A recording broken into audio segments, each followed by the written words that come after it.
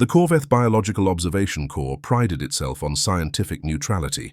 They didn't make assumptions, they didn't accept anecdotal evidence, and they certainly didn't believe the Terran military's field reports without peer-reviewed data, which is why Dr. Halnick's Trex, lead xenobiologist, and his three-lobed research team were embedded with a human marine unit on the forest moon of Selvan 3. Officially, their mission was observation of Terran stress physiology under battlefield conditions. Unofficially, they were there to find out if humans really were as indestructible and obnoxiously nonchalant as their reports claimed. Dr. Trex had read the summaries. Subject continued combat activity after full dislocation of shoulder, used it as an excuse to switch to melee. Subject refused extraction after being shot in thigh, claimed it was just a spicy bruise. Subject drank antiseptic solution during first aid mix-up. Survived, asked for seconds. He'd highlighted each with growing irritation. It's simply not possible, Trex told his assistant Velik for the 7th time that cycle. These accounts must be cultural exaggerations, statistical anomalies at best. Velik nodded. And yet command said we'd need psychological filters. Trex waved a tendril. For them, not for us. He would regret that sentence by midday. The Marine squad they were assigned to was called Echo Red 9. Their leader, Sergeant Noah Griggs, met them at the drop point with a smile like cracked glass and a body that looked grown, not born. Broad shoulders, lined jaw, a thick forearm scar in the shape of a crescent wrench. "Welcome to the party, Doc," Griggs said, offering Trex a hand. Trex stared at it, then at Griggs, then slowly raised a sterile data slate. Griggs laughed. "Right, no slime. Got it." Their first 2 days were uneventful. The humans patrolled, the aliens observed, data was collected, jokes were made. Trex remained unimpressed. Yes, humans moved with impressive coordination. Yes, their cardiovascular recovery rates were remarkable. Yes, their language included more slang for pain than most species had words for weather. But nothing exceeded tolerable biological variance. Until day 3, until the ambush. Until Staff Sergeant Cale Morgan broke every hypothesis Dr. Trex had ever published. It happened during a routine sweep. The squad moved through thick, root-knotted terrain, visors scanning for heat signatures. Trex and Velik remained in the rear under escort, capturing environmental and biofeedback data. Then, thwump. An explosive charge detonated beneath a ridge. The blast was controlled, clever. It only took down the point scout and caught Morgan in the blast radius. The scout rolled clear, groaning. Morgan didn't. He staggered out of the smoke, trailing blood down his right side, ripped from clavicle to ribs by shrapnel. His shoulder armor was gone. His arm was shredded. Trex began yelling for a medic, but Morgan waved him off, then sat down, on a rock, bleeding, with the same expression one might wear while preparing a campfire. Trex screamed again. Morgan spat dirt and calmly said, "1 sec, Doc. Just gotta patch the meat." And then he pulled out a sewing kit. Trex froze. No, wait, he's not actually... But he was. Morgan reached into his kit bag and pulled out dental floss, unflavored, sterile. He bit down on the wrapper of a protein bar, tore it open with his teeth, and jammed it between his molars like a pain blocker. And then he began stitching. No anesthetic, no medical drone, no assist. Just a marine, a needle, and an injury that would have rendered most species unconscious from shock alone.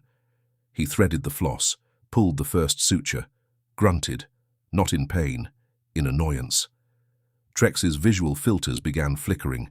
Velik audibly gagged. The scout that had taken the blast rolled over and yelled, "You good, Morgan?" Morgan responded through clenched teeth, "I've had worse paper cuts," and kept going. Stitch, pull, knot, stitch. Blood soaked his pants. His visor was fogging, but he didn't stop, because, as he later explained to Trex, we were still mid-patrol, didn't want to be dead weight.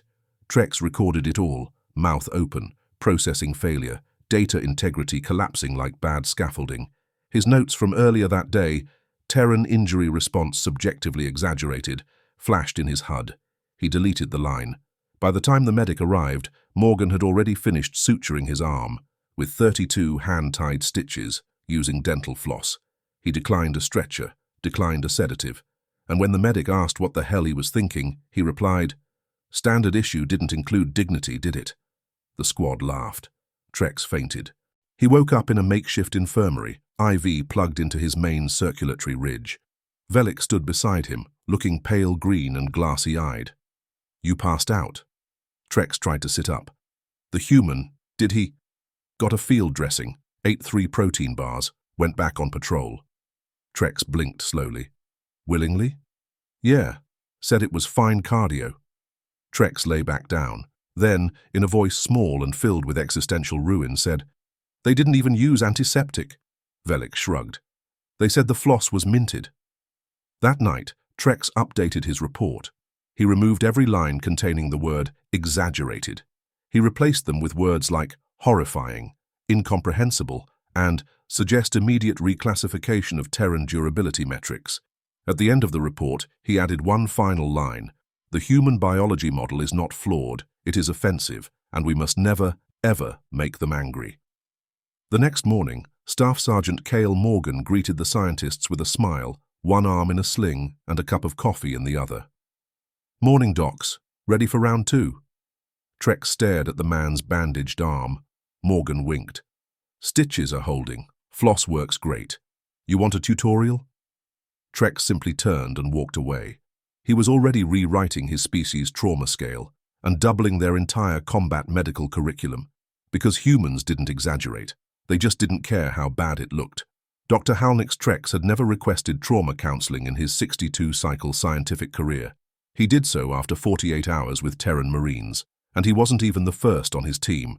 Velik beat him to it by 3 hours and filed under the subject line: biological stress event, human male self-suturing, unsupervised, unmedicated, unapologetic. Trex didn't include that in his own report. He just wrote, "loss of academic innocence, requesting mental stabilization protocol," then closed the datapad and whispered to no one, "What the hell is wrong with these people?" The next day, they observed Sergeant Cale Morgan sparring in the forward yard, the same arm he stitched with dental floss, still attached, still swinging, taped, yes, but functional, like it had accepted its role in the chaos and simply stopped protesting. Morgan grinned between punches. The alien scientists stood behind the transparent barrier, watching as the human rotated his torso mid-swing and performed what Terrans referred to as a haymaker. It connected with a punching bot rated for high-impact strikes. The bot staggered. Velik flinched. Trex muttered, "Did you see the shoulder?" "I'm trying not to. The joint should have separated. That's impossible." Morgan, wiping sweat with a cloth, called out casually, "Doc, you writing about my sexy shoulder mechanics yet?" Trex stared through the glass, then slowly tapped his datapad. Subject displays alarming levels of tissue resilience, also deeply sarcastic under duress. Later, in the mess hall, Trex attempted a polite conversation. Morgan was eating something labeled spicy chili. It appeared to contain 5 separate meats and more weaponized spice than a biohazard lab. Trex asked carefully, "Is the pain part of the enjoyment?" Morgan looked up, mid-chew. "What, the chili or the stabbing?" Trex blinked. "Both?" Morgan laughed, then shrugged. "Pain's just another metric. You learn to run alongside it. Some folks let it catch 'em, we don't." Trex didn't take notes. He just quietly slid his tray away from the chili pot. But it wasn't just Morgan. It was all of them.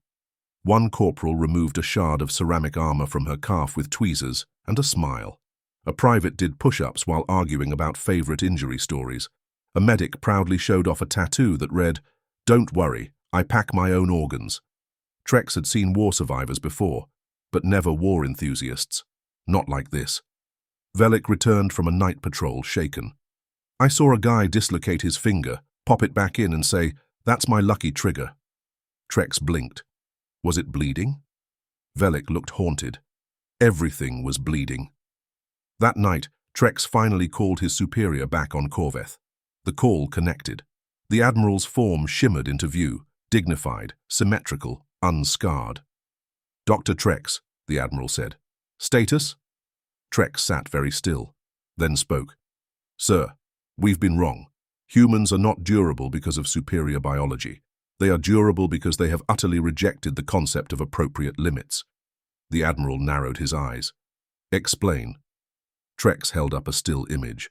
Morgan, shirtless, holding up a bandaged arm with a grin, beside a caption in human script. "Get stitched, stay rich."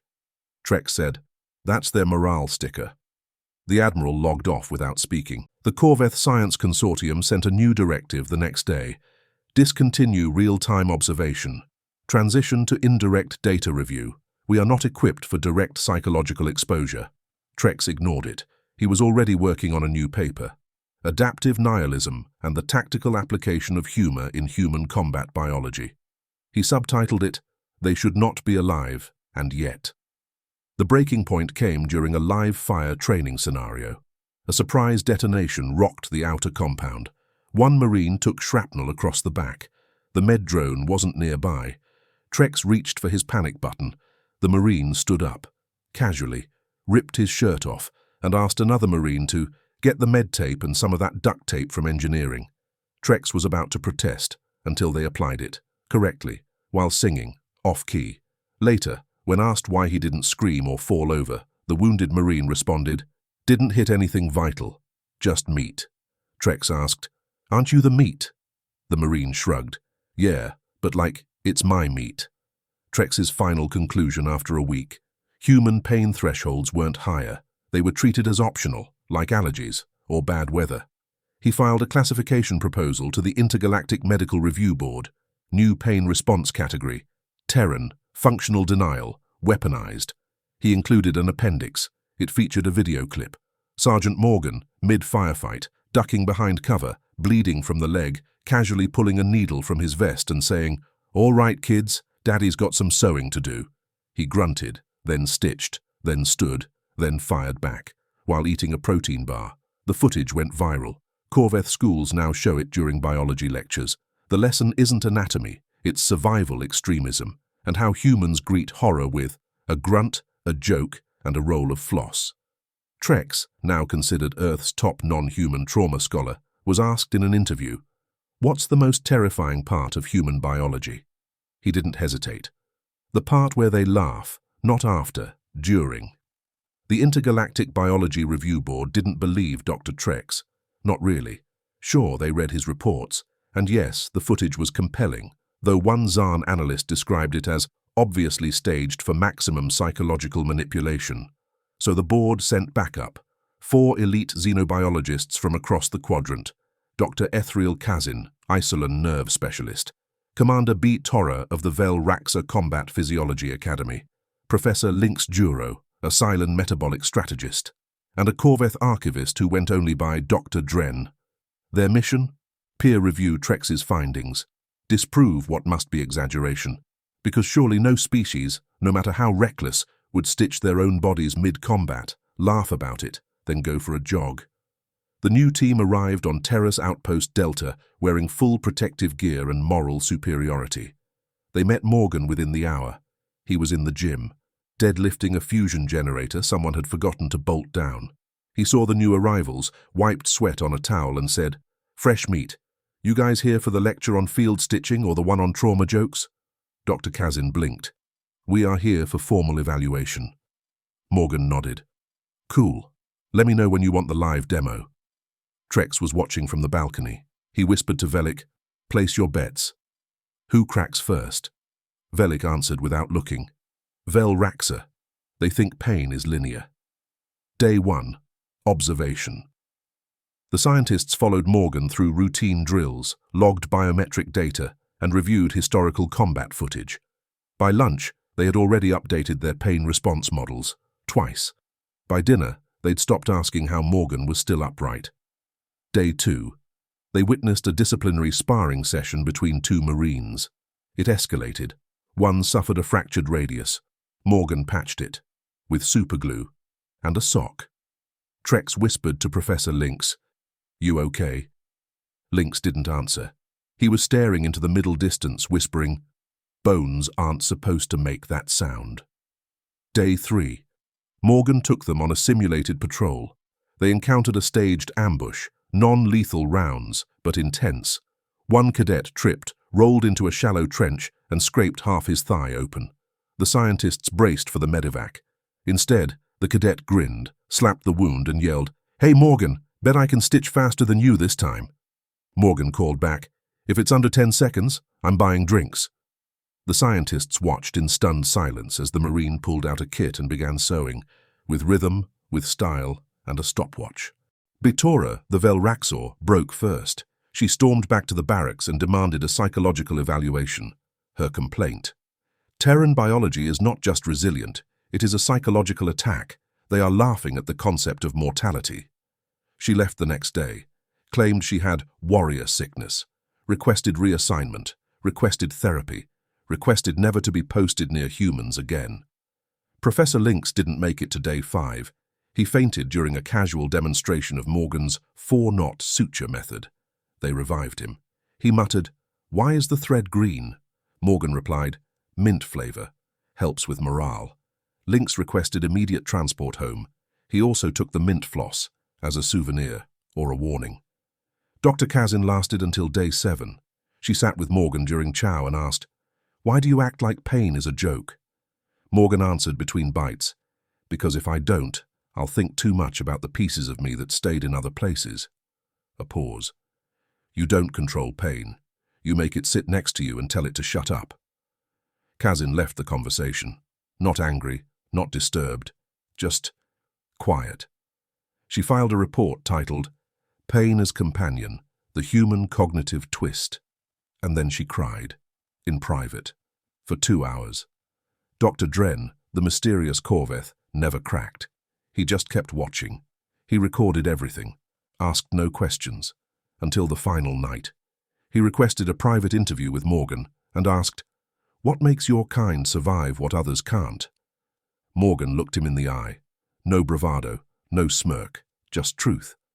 "We break, we bleed, but we don't quit, because somewhere out there is someone worse off, and if we don't stand up, they stay down." Dren said nothing, then handed Morgan a data chip. "My species once thought emotions were weakness. Your kind made me realize they're a second nervous system." Then he left. No goodbye, no report. Just a single note uploaded to the Galactic Medical Network. Classification update: Homo sapiens. Category: Combat-compatible biological paradox. Sub-designation: Laughing trauma engines. Attached: 27 videos of humans doing things no being should do, and Morgan's mint-flavored stitching demo. When asked later in a press briefing what the scientists concluded, Trex answered simply, "They came to laugh. They left, changed." Morgan added, "One took floss. I think that means I win." Back on Corveth, biology textbooks were rewritten. On Isolan moons, new therapy modules began with clips of humans laughing through pain and then discussing it. And on dozens of planets, young scientists now whispered about the stitching incident. Some still think it's a myth, others call it doctrine, but all of them remember the caption burned into the footage, "I'm fine." The footage of Staff Sergeant Cale Morgan stitching his own arm mid-combat was supposed to be restricted, official use only, review board access only, psychological clearance required. It wasn't, because someone, no one's quite sure who, tagged it with Marine Field Improvisation, DIY Edition, and uploaded it to the intergalactic equivalent of a military meme board. Within a single rotation, over 12,000 cadets across 97 academies had seen it. By the next day, it had subtitles. By the end of the week, it had a remix. Beat dropped to the phrase, "Just meet, sir." And despite every attempted takedown order, the damage, or evolution, was done. At the Draxari Combat College, the footage was played in a lecture titled Tactical Endurance and Unethical Confidence. One instructor paused mid-video, visibly disturbed. "Why is he smiling?" A student replied, "He's chewing something. Protein bar, I think." "But he's stitching." "Yes, sir." The instructor closed the feed and declared, "Humans are cursed." He was corrected a week later by his own students. They voted unanimously to include Terran footage in their official training archive. They titled it Module 3C, Bleed Later, Finish Now. At the Velraxor Strategic Academy, the footage caused chaos.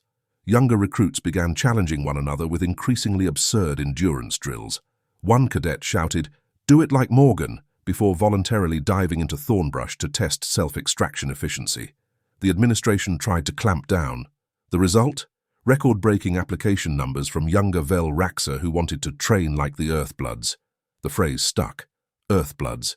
Creatures too stubborn to die, too sarcastic to surrender, and too creative to use approved medical techniques. On a fringe research outpost orbiting Xan 4, a biology professor projected the clip to a class of dissection specialists. Midway through the sequence, Morgan tying a double knot into his own shoulder, a student fainted. Another asked, "How does he maintain motor control with that much blood loss?" The professor answered, "He shouldn't." And yet, there it was. A Marine who stitched his own arm, rejoined the squad, and 2 minutes later lobbed a grenade with his offhand. They reviewed the footage 10 times. The final paper submitted by the class was titled Human Tissue Resilience and the Biological Refusal to Care. It was later banned in 3 systems for being medically offensive. And then came the viral breakdowns. Clips cut into inspirational montages, Marines running through fire, soldiers dragging each other while wounded. Cale Morgan, bleeding, chewing, stitching. Alien musicians sampled the line, "Just meet, sir," into an electro track. It charted for 6 weeks on Iceland public media. One young singer called it a tribute to the pain we never dared normalize. The video gained 43 million views, and underneath, a single pinned comment from a human account, "You can't kill the punchline if the punchline is you." Some alien cultures tried to discredit the footage. One news outlet on Helios 4 claimed the clip was deepfake propaganda, until they found the original bodycam logs, and the arm, still attached, signed with a Sharpie, fixed by Floss, still fine. It's now in a museum, the most visited exhibit in their galactic history. Military academies across species began introducing new material into their survival training programs. Not advanced nanotech, not new armor, but mental resilience modules based on human examples. They included lines like, "You don't have to feel okay to fight well." It's not bravery, it's the refusal to let fear finish the job. Pain is a message. Humans marked it as spam. And of course, bleed if you must, stitch if you can, laugh if you're able. When asked to comment on his unexpected galactic fame, Cale Morgan responded with a shrug. "I wasn't trying to inspire anyone. I was just tired of bleeding on the inside of my uniform." A Xan reporter asked if he considered it heroic. Heroic? Nah. Just inconvenient. And itchy. They asked how many times he'd stitched himself like that. "Dunno. Lost count after my 3rd deployment. But I recommend mint flavor. Soothing." The reporter was speechless. Morgan offered her a floss pack. For the road. She never opened it. Just had it framed. Back on Terra's station, Dr. Halnick's Trex was invited to speak at the Galactic Medical Resilience Summit. He took the stage to applause, then displayed the image of Morgan mid-suture. He said, "This is not madness. This is not recklessness. This is adaptation weaponized. When you strip away the terror, the shock, the impossibility, what you're left with is survival through sheer will. Humanity's biology is chaos.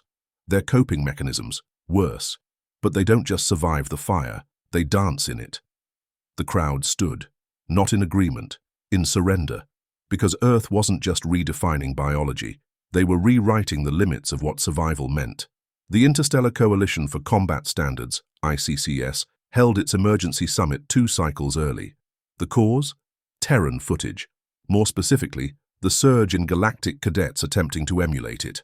Medical centers reported a 37% spike in self-directed field improvisation injuries, including, but not limited to, makeshift sutures, motivational rebreakings, and one Xan youth who attempted to cauterize a non-lethal wound with a heat coil from a space coffee maker. When asked why, the cadet simply replied, "Cale Morgan did it." Morgan, when informed, laughed for 10 straight seconds and said, "I used a torch, and I had whiskey, amateurs." The ICCS had no choice.